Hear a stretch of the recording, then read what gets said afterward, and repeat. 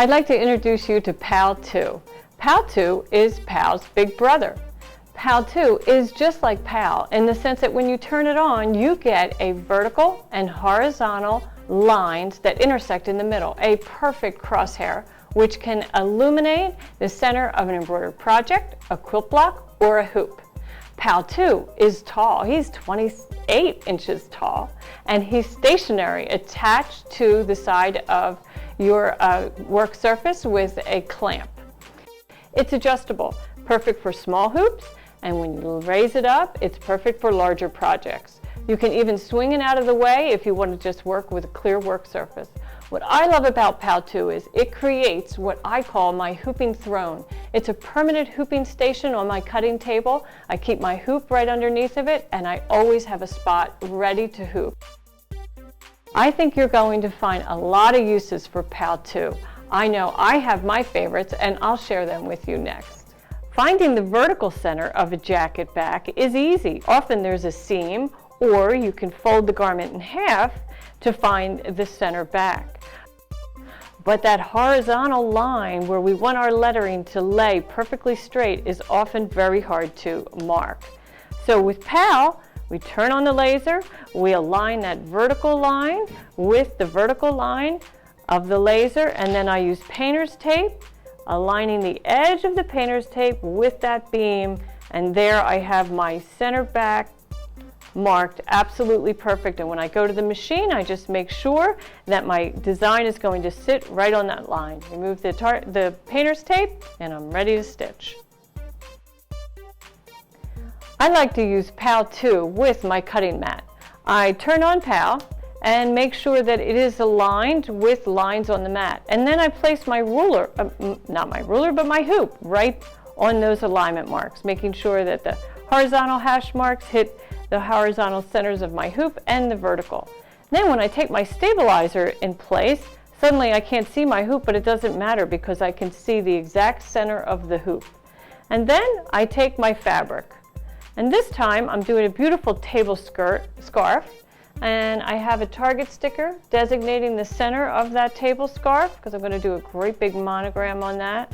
And when I get that all nice and flat and positioned, I know that I'm perfectly square in the hoop. This is very helpful when you're doing embroidery designs that are large and you don't have any wiggle room, as I like to say, where you can actually go and move the design all over.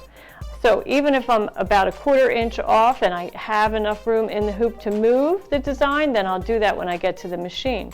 Or right here, I'll just rehoop and slide that fabric down ever so slightly so that it will be aligned with the bottom hoop.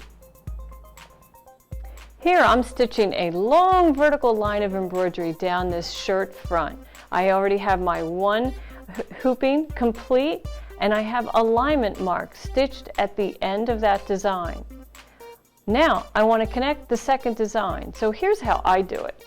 I hoop tearaway stabilizer and spray it with temporary adhesive so that I have a sticky surface. I have stitched color 1, which is the alignment marks of my embroidery design. And then I place the hoop right under PAL. I want to make sure that the vertical center is hitting the absolute vertical center of the alignment marks and that the horizontal line is hitting the straight edge of the alignment marks.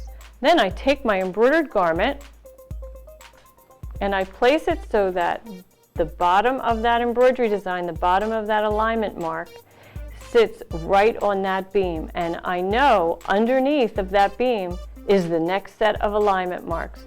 So as long as I have this fabric positioned on that sticky stabilizer and secured, I can go to the machine, and when it stitches, it will be a complete design in a perfect straight line.